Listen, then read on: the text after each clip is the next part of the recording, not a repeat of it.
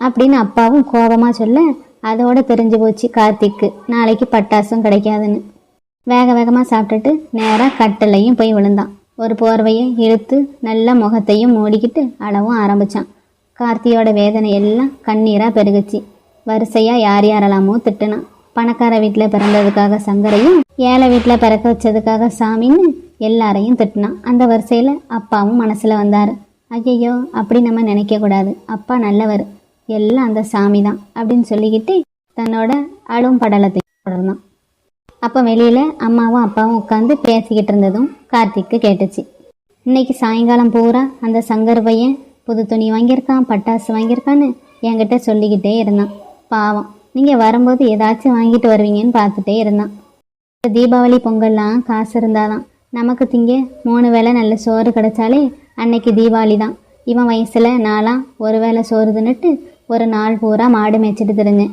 ஏதோ இப்போ அந்த கொடுமை இல்லைன்னு சந்தோஷப்படு. நானும் என்ன வச்சுட்டா இல்லைங்கிறேன். இருந்தால் எதுனாலும் செய்யலாம், பிடிக்கலாம். இல்லாட்டி இருக்கிறத வச்சுட்டு நிம்மதியாக இருக்க பழகிக்கணும். நானும் ஒரு 500 ரூபா 4-5 பேர்கிட்ட கேட்டு பார்த்தேன், எங்கேயும் கிடைக்கல. எல்லாம் தலையெழுத்து. நமக்கு புரியும், ஆனால் அவன் வயசு பசங்களோட சுற்றும்போது அவனுக்கும் ஆசையாக தானே இருக்கும். ஒரு 300 ரூபா இருந்திருந்தா கூட ஒரு ரெடிமேட் துணி எடுத்திருக்கலாம் அப்படின்னு அம்மாவும் சொன்னாங்க. இப்போ தான் குமார் கல்யாணத்துக்கு எடுத்தோம்ல, 2 மாதம் தானே ஆச்சு, அதையே போட்டு விடு, புதுசாக தான் இருக்கும். இந்த தங்கராசு வந்தானா, முதலாளி தேடிக்கிட்டே இருக்காருன்னு பேச்சையும் மாற்றினார் அப்பா. அம்மாவும் அதுக்கு மேலே எதையுமே பேச முயற்சிக்கலை. அதுக்கு பிறகு இவங்க பேச்சை கவனிக்கிறதுல எந்த பிரயோஜனமும் இல்லை நினச்சி சுவரையும் திரும்பி பார்த்துக்கிட்டே யோசிக்க ஆரம்பித்தான். இப்போ பிரச்சனை துணியும் பட்டாசும் இல்லை, ஏக்கமும் ஏமாச்சமும் கார்த்திக்கு பழகுனது தான். ஆனால் நாளைக்கு இந்த சங்கர்கிட்ட என்ன சொல்லி சமாளிக்கிறது? காலையில் 8 மணிக்கே வந்துடுவானே, புதுசு போடலையா, பட்டாசு எங்கன்னு கேள்வியாக கேட்பானே, வாங்க காசு இல்லைன்னு சொன்னால் நம்மளுக்கும் ஒரு மாதிரி இருக்கும். என்ன சொல்வது, என்ன சொல்லி அவன்கிட்ட சமாளிக்கிறதுன்னு கார்த்தியும் நினச்சிக்கிட்டே இருந்தான். அப்படி யோசிச்சுக்கிட்டு இருந்தவனும் அப்படியே தூங்கிட்டான்.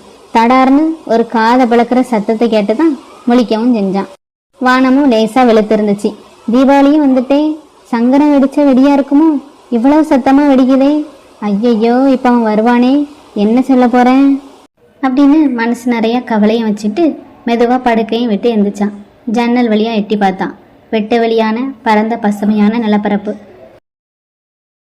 அம்மா வாசல் பெருக்கிற சத்தமும் சரக்கு சரக்குன்னு கேட்டுக்கிட்டு இருந்துச்சு. பக்கத்தில் படுத்திருந்த அப்பாவையும் தாண்டி வெளியேயும் போனான். என்னடா 5 மணிக்கு எந்திரிச்சிட்ட,